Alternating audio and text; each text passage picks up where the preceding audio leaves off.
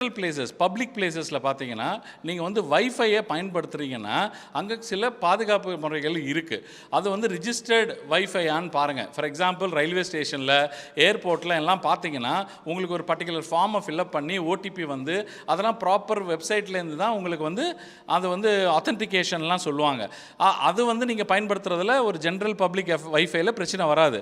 ஆனால் அதே வைஃபை நீங்கள் ஜென்ரலாக போயிட்டு ஒரு டீ ஷாப்லேயோ இல்லைனா வந்து நார்மலாக வந்து பப்ளிக் பிளேசஸில் போயிட்டு நீங்கள் வைஃபை ஆக்சஸ் பண்ணிங்கன்னா உங்களோட இன்ஃபர்மேஷனை யாராவது வந்து எடுக்கிறதுக்கு வாய்ப்பு இருக்குது. அதனால் வந்து ஜென்ரலாக வைஃபை யூசேஜ் இன் பப்ளிக் பிளேசஸை ஜென்ரலாக நீங்கள் ப்ரிகாஷனரியாக நீங்கள் யூஸ் பண்ணால் நல்லது. இந்த சைபர் கிரைம்ஸ் அதிகமாகிறதுக்கான காரணம் 2 விஷயம்.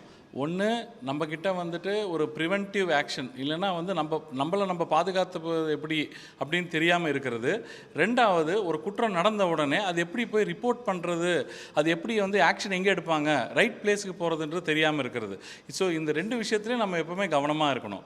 ஸோ நம்ம ஒரு ஃப்ராட்ஸ்டர் வந்து ஒரு குற்றவாளி நம்மளை கால் பண்ணுறாரு, அது ஒரு நம்பர்லேருந்து வருது. ஒரு வரும்போதே பார்த்தீங்கன்னா அது இந்தியன் நம்பர் மாதிரி தெரியல, ஒரு ஏதோ +44 +86 அப்படின்னு வரும்.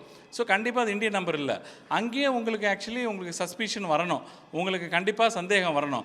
ஒரு அன்னோன் நம்பர்லேருந்து வந்தாலேயே, ஒரு +44 +86ன்னு வந்தாலேயே நீங்கள் வந்து கொஞ்சம் ரொம்ப கவனமாக இருக்கணும். கேள்வி மேலே கேள்வி நீங்கள் கேளுங்க. அதுக்கு அவன் வந்து கண்டிப்பாக அந்த ஃப்ராட்ஸ்டர் வந்து ஃபோனை ஹேங் பண்ணிடணும், அந்த அளவுக்கு இருக்கணும். அதுக்கப்புறம் அந்த நம்பர்ஸ்லேருந்து வரதுன்னா நீங்கள் உடனே 1930 இல்லைனா cybercrime.gov.in வந்து நீங்கள் அதை வந்து பதிவு பண்ணுங்கள். இந்த மாதிரி நம்பர்ஸ்லேருந்துலாம் இந்த மாதிரி ஃப்ராட்ஸ்டர் கால்லாம் வருது அப்படின்னு.